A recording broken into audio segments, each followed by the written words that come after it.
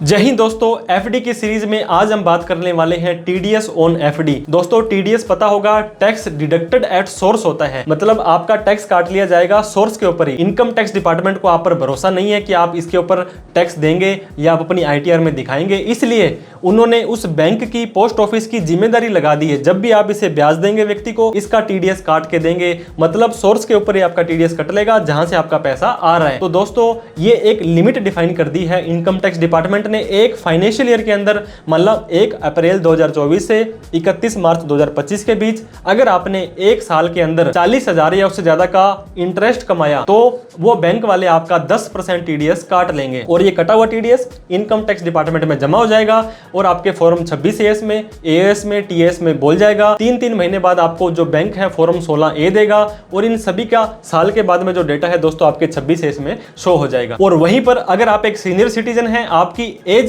60 साल से ज्यादा है, तो 40,000 की जगह 50,000 रुपए तक ही आपका टीडीएस नहीं कटेगा, उसके बाद ही आपका टीडीएस कटने वाला है। अब मैं आपको एग्जांपल देना चाहूंगा दोस्तों, अगर आपकी 10 लाख रुपए की एफडी है और आपका 10% ब्याज मिलता है तो 1 लाख रुपए का पूरे साल में ब्याज मिलेगा। अगर आपकी उम्र 60 साल से कम हो या ज्यादा हो, दोनों को ही 10% टीडीएस कटवाना पड़ेगा, तो आपका 10% टीडीएस काट लिया जाएगा।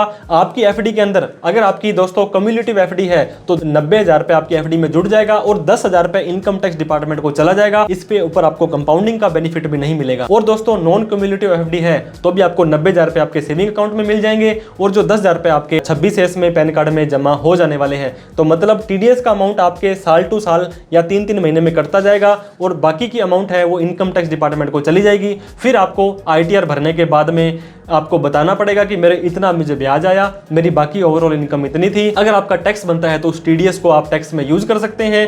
अगर आपका टैक्स नहीं बनता है तो जितना भी टीडीएस कटा था वो आप अपना रिफंड ले सकते हैं, लेकिन साल खत्म होने का आपको वेट करना पड़ेगा। उसके बाद में आपको आईटीआर भर के इस टीडीएस को क्लेम करना पड़ेगा। तो 10% टीडीएस सेक्शन 194A के अंदर 40,000 रुपए से ज्यादा कटेगा अगर आपकी एज 60 साल से कम है, 50,000 रुपए से ज्यादा पे कटेगा अगर आपकी एज 60 साल से ज्यादा है। दोस्तों 40,000 के बाद वाले अमाउंट पर नहीं कटेगा, सारी के सारी अमाउंट पर कटेगा। अगर आपका 44,000 रुपए टीडीएस कट गया तो 44 के 44 पर ही कटेगा, ना कि 4,000 पर कटेगा। तो 44,000 पर 4400 रुपए टीडीएस आपका कट जाएगा। तो इस तरह से उम्मीद करता हूं टीडीएस ऑन एफडी के बारे में आपकी सारे के सारे डाउट क्लियर हो गए होंगे। कोई डाउट, क्वेरी, क्वेश्चन हो तो आप हमें कमेंट करके पूछ सकते हैं।